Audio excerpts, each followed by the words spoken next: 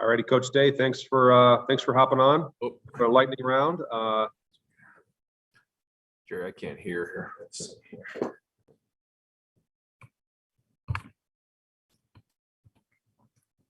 Mike, can you hear me? All righty, thanks for hopping on. Yep. Thanks for hopping on for another lightning round. We'll get it started with Nathan Baird from Cleveland.com. Nathan, go ahead. Hey, Ryan, I wanted to follow up on what you said on the radio show about the binders. And you said after the second games, I assume that was some direct response to the loss to Oregon. Was there something about the way that game plan did or didn't get absorbed that made you guys want to change how you were processing that information week to week? And how does that work? No, it was just something that, I wanted to streamline. I don't know if it was after 2 or 3. It just felt like, after, last year and just the last couple of years, we've done a lot of stuff on the iPads, and I just felt like it was the right thing to do to kind of rebite on, how we were going through our game plans and how guys were studying. Just felt like it was the right thing to do. It also helps the coaches, I think, because, when you actually have to write it down on paper, do it, organize it, you just understand it all better. And I think it's a good process and something we've done in the past before. And so, everything we do now is so easy because you just kind of put it on an iPad and, you can find it. But there's something about writing something down on a piece of paper and handing it and holding it that I think is different. So it's something that we just wanted to do and we're going to continue to do.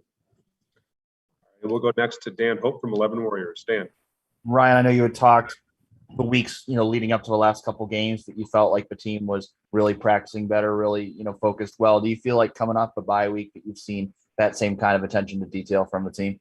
I do. Yeah. I thought we had a good week of practice, good energy this week, but now we got to go put it on the field. So we'll see, and that's what matters, just playing Saturday night and playing well, starting fast against a good Indiana team and going on the road and get another conference win. So I do feel that way. But we'll see, because like we say, we prepare, we compete, and then we learn. And now it's time to go compete again Saturday night. All right, next up, let's go to Jacob Benji from the Lantern. Jacob.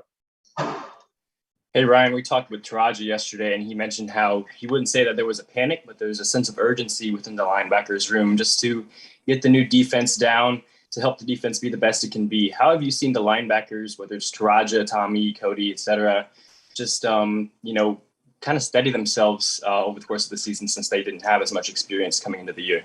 Yeah, well, I think that now they have some experience, and that really matters, because when you come in, there's so many things that come into play. You're just not sure of a lot of things, and you're not sure yourself. But now, that they do have some of these snaps under their belt, like you said, they're kind of steadying themselves.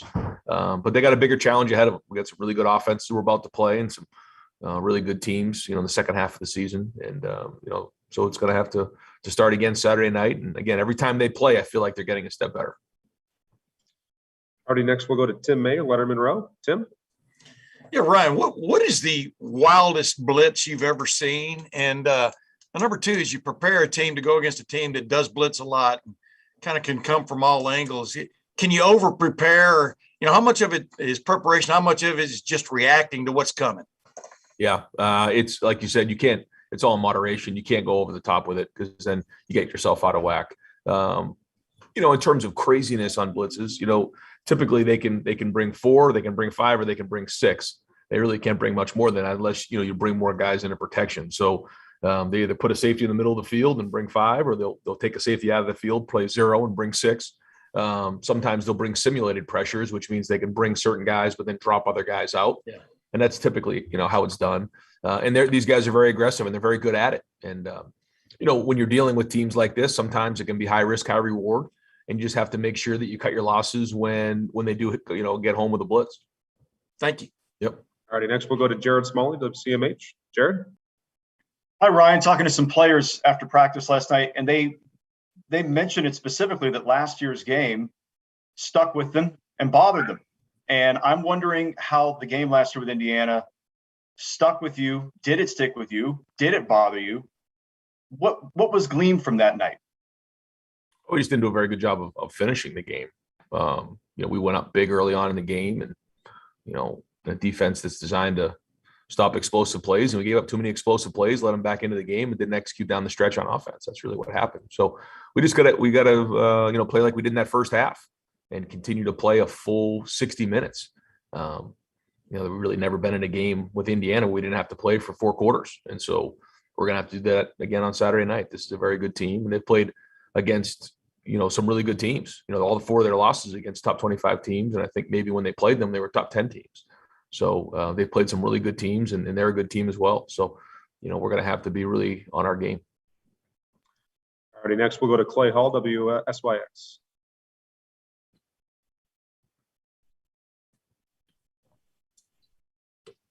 Can't hear you, Clay. Okay, Clay, can't hear you, Clay.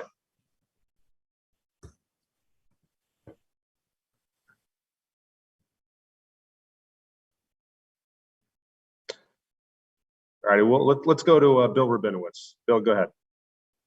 Hi, Ryan. Obviously, you've gotten a lot of contributions from your true freshmen. You mentioned that you have more of the kind of lying in the weeds. Who are some of those guys that you're expecting? What kind of impact do you think they can make the second half of the year? It just depends on situations with injuries and what comes up in games. There's a bunch of guys who I think have been practicing very, very well. You saw what Emeka did last week, and Marvin Harrison's been practicing at a high level. I've seen Evan Pryor do some things. Seen Jordan Hancock get better week in and week out. So where do these guys get an opportunity? You don't know, but we see some of these younger guys working hard to have a chance. Mike Hall's been really practicing well. So maybe they're going to start getting some more reps based on the situation. A lot of things can happen in these last 6 games, but I see a bunch of guys who are getting better because they're practicing better. Thank you. All right, next up, Austin Ward, Lettermen Row. Austin. Ryan, that first half of the season obviously didn't go the way Tyreek Smith would have wanted, and injuries big part of that. I assume he's getting close to return. How has he handled that process? I know it can be frustrating, and what could he give you down the stretch here? Yeah, a veteran player who has a lot of ability, and I know this is going to be a big stretch for him. He's had a good week of practice, and looking forward to seeing him out there. But this is important for him. I know he wants to finish his career the right way and play really well for us and produce at a high level. And, he's highly motivated and always has been. So it's good to get him back on the field. Already next up, Joey Kaufman, Columbus Dispatch. Ryan, back in August, you had mentioned that the team's vaccination rate for COVID was over 90%. And the university put in a mandate. The deadline for the first dose was last week. Has that percentage moved at all since you last updated us on that?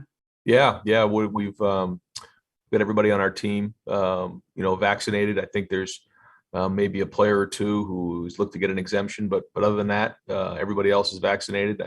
And we're a very, very high percentage. All right, we'll go next to Spencer Holbrook, Lettermen Row.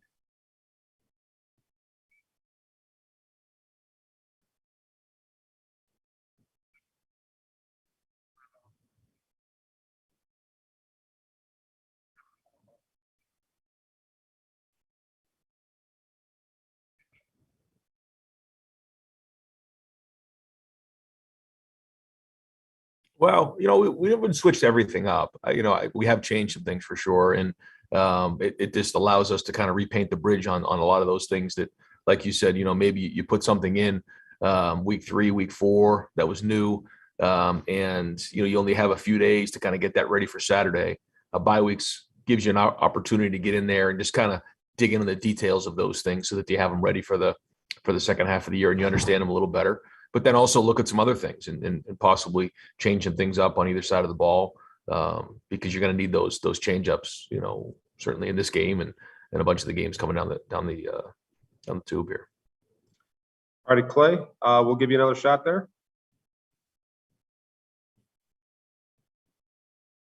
No. Can you hear me now? Yes. All right. Live. Fantastic. Ryan, the ritual of the bed check seems like it's endured for 100 years. I heard you talking about it. Is that a place where you get a good read on your team? And how many times have you walked in a room and you're missing a guy? I don't think I've ever been in a room where we're missing a guy. Quinn Temple, Brian Voltolini, CJ Barnett. I think they go through and do a little sweep before, make sure everybody's there when I walk in, so we don't have that type of problem. but it's one of my favorite things to do, to go through the night before the game, look the guys in the eye, and give them a little something, and obviously wish them a good night's sleep and get some rest, because tomorrow's the day we go do what we love to do. And when we're on the road or at home, it's something I enjoy. That personal touch means something. Well, I don't know. I mean, you have to ask the players that, but I just Yeah. think it's important as the leader to look the guys in the eye the night before the game and make sure they're getting a good night's sleep. Thanks. All righty, Coach. Thank you very much for your time. We'll talk to you Saturday. Thank you. Thanks.